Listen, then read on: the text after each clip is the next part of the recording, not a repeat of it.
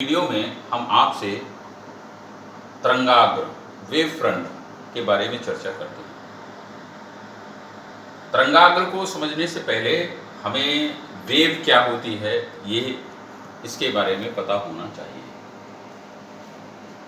तरंग जो है किसी माध्यम में ऊर्जा का इस प्रकार का संचरण है जिसमें माध्यम के कण अपना स्थान नहीं छोड़ते हैं। यानी ऊर्जा का इस प्रकार का संचरण जिसमें माध्यम के कण अपना स्थान नहीं छोड़ें, उसको क्या कहते हैं? तरंग कहते हैं। जैसे एक फॉर एग्जाम्पल आप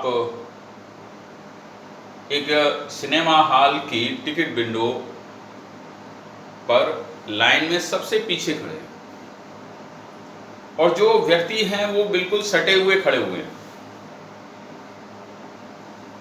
आपने अपने आगे वाले को हल्का सा धक्का दिया तो आप देखेंगे वो धक्का विंडो तक पहुंच जाता है। तो ऊर्जा का इस प्रकार का जो संचरण होगा वो तरंग कहलाएगा। जबकि अन्य प्रक्रिया जैसे एक कार सड़क पे दौड़ रही है तो आप देखेंगे उसको हम तरंग नहीं कह सकते, उसको तरंग नहीं बोलेंगे। ऊर्जा का जो इस प्रकार का संचरण होगा उसको तरंग नहीं बोलेंगे। तो तरंग का सामान्य अर्थ जो निकल के आया कि ऊर्जा का इस प्रकार का संचरण जिसमें माध्यम के कण अपना स्थान ना छोड़ें। आपने देखा हो और भी देखा हो और भी प्रयोग किए होंगे। कभी आप किसी तालाब के किनारे से जा रहे हों और आपने एक मिट्टी का टुकड़ा लिया और उस तालाब में फेंका, तो जिस स्थान पर मिट्टी का टुकड़ा गिरेगा उस स्थान से सर्कुलर फॉर्म में इस तरह से तरंगें उत्पन्न होती हैं और वो किनारे तक चली जाती हैं। ठीक इसी तरह का प्रयोग आप अपने घर पर भी कर सकते हैं। एक पानी से भरा हुआ टब लीजिए और उस टब में जो पानी भरा हुआ उसकी सतह पर जगह जगह थर्मोकोल के टुकड़े डाल दीजिए और बीच में जो है एक लकड़ी की सहायता से हल्का सा उसके अंदर डिप करिए, उसको जो है डुबोइए। तो देखेंगे जिस स्थान पर लकड़ी को डुबोएंगे उस स्थान पर सर्कुलर फॉर्म में इस तरह से तरंगें उत्पन्न होंगी। आप ये देखेंगे वो तरंगें किनारे तक चली जाएंगी, लेकिन थर्मोकोल के पीस अपने ही स्थान पर ऑसिलेशंस करेंगे, दोलन करते रहेंगे, वहीं पर आगे नहीं बढ़ेंगे। तो ऊर्जा का इस प्रकार का जो संचरण होगा उसको हम तरंग कहेंगे। अब तरंगाग्र समझना है। जब किसी तरंग स्रोत से तरंगें संचरित होती हैं तो उस स्रोत के चारों ओर के जो माध्यम के कण हैं वो कंपन करने लगते हैं। माध्यम में खींचा गया वह पृष्ठ जिस पर स्थित माध्यम के कण समान कला में कंपन करते हैं उसे तरंगाग्र कहते हैं, वेव फ्रंट कहते हैं। जब किसी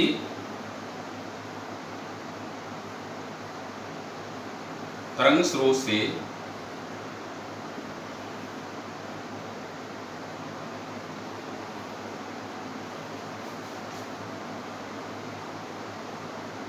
तरंगें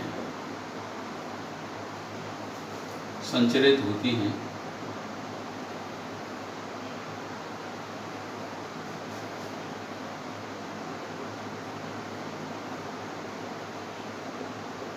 तो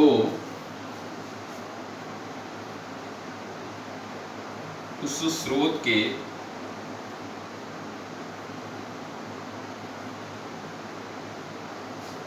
चारों ओर के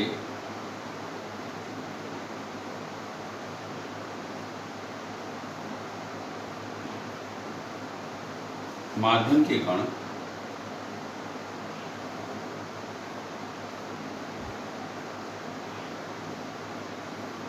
कंपन करने लगते हैं।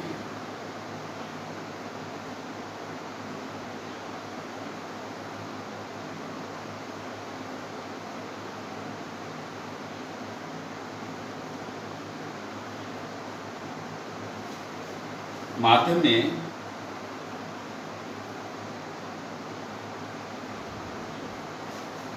खींचा गया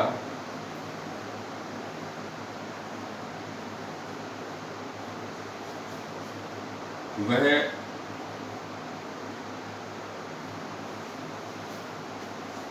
काल्पनिक पृष्ठ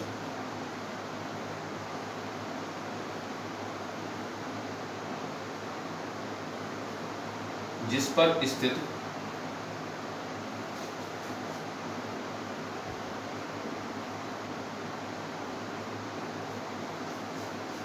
माध्यम के कण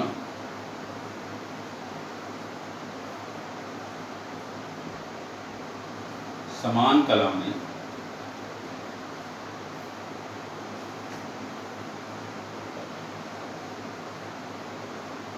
कंपन करते हैं।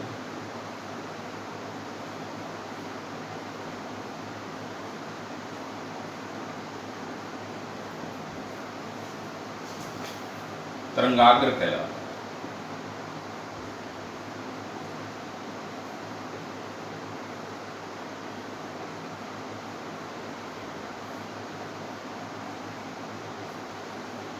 समान कला का मतलब है कि या तो एक साथ तरंग के सभी कणों में अधिकतम विस्थापन होगा या साम्य स्थिति की स्थिति में होंगे, यानी सभी कण में एक साथ सुरंग होगा या एक साथ गर्त होगा,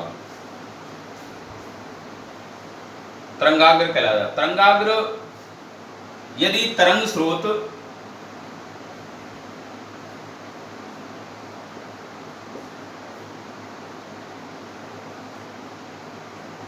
बिंदुवत है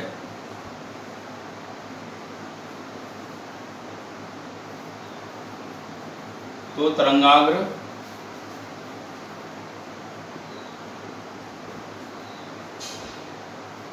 गोलीय होगा, स्फेरिकल होगा,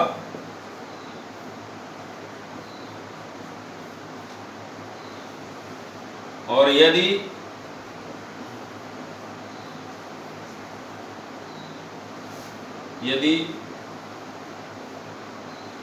तरंग स्रोत रेखीय है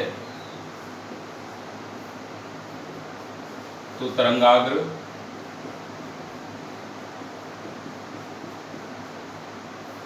बेलनाकार होगा।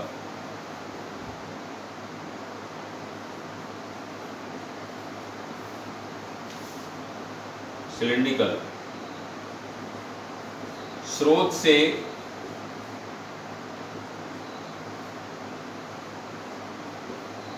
बहुत अधिक दूरी पर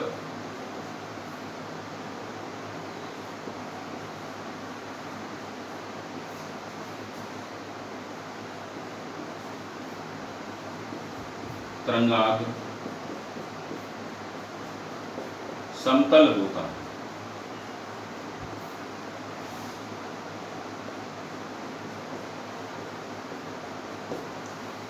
देखिए, यदि तरंग स्रोत बिंदुवत है, पॉइंट के रूप में है, जैसे हमने मान लिया ये कोई तरंग स्रोत है, इससे तरंगें इस तरह से सभी डायरेक्शन में संचरित हो रही हैं, तो इसको केंद्र मानकर जो इसके चारों ओर पृष्ठ खींचेंगे वो स्फेरिकल होगा, और इस स्फेयर का प्रत्येक बिंदु इस स्रोत से समान दूरी पर है, इस पृष्ठ का प्रत्येक बिंदु समान दूरी पर है, तो यहाँ से जो तरंगें चलेंगी तो या तो सुरंग भाग यहाँ पहुँचेगा या गर्त भाग पहुँचेगा एक साथ। तो इसलिए जो स्रोत अगर बिंदुवत है तो उसके चारों ओर जो वेव फ्रंट होगा वो स्फेरिकल होगा। अब अगर तरंग स्रोत रेखीय है, जैसे ये मान लिया ये कोई तरंग स्रोत है और ये रेखीय तरंग स्रोत है, तो इसकी चारों ओर अगर हम एक काल्पनिक पृष्ठ लेंगे तो कैसा आएगा? बेलनाकार, सिलिंड्रिकल आएगा इसके चारों ओर। और अगर स्रोत बहुत अधिक दूरी पर रखा है, चाहे वो बिंदुवत हो चाहे रेखीय हो, किसी भी तरह का हो तरंग स्रोत, तो तरंगाग्र समतल होगा, प्लेन वेव फ्रंट होगा। क्योंकि आपने देखा होगा सूर्य से जो किरणें आती हैं, रेज आती हैं, वो समांतर किरणें हैं। सूर्य पृथ्वी से बहुत अधिक दूरी पर है, तो तरंगें समांतर हैं, पैरेलल हैं। तो पैरेलल अगर रेज होंगी, तरंग स्रोत बहुत अधिक दूरी पर होगा, तो तरंग किरणें जो रेज होंगी उस स्रोत से जो चलेंगी वो पैरेलल होंगी। तो जो वेव फ्रंट आएगा वो प्लेन होगा, ये प्लेन वेव फ्रंट होगा, समतल तरंगाग्र।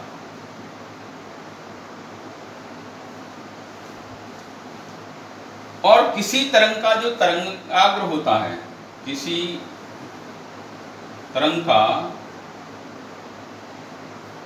तरंगाग्र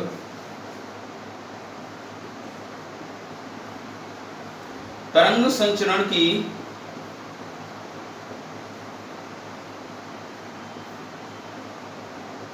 दिशा के लंबवत होता है।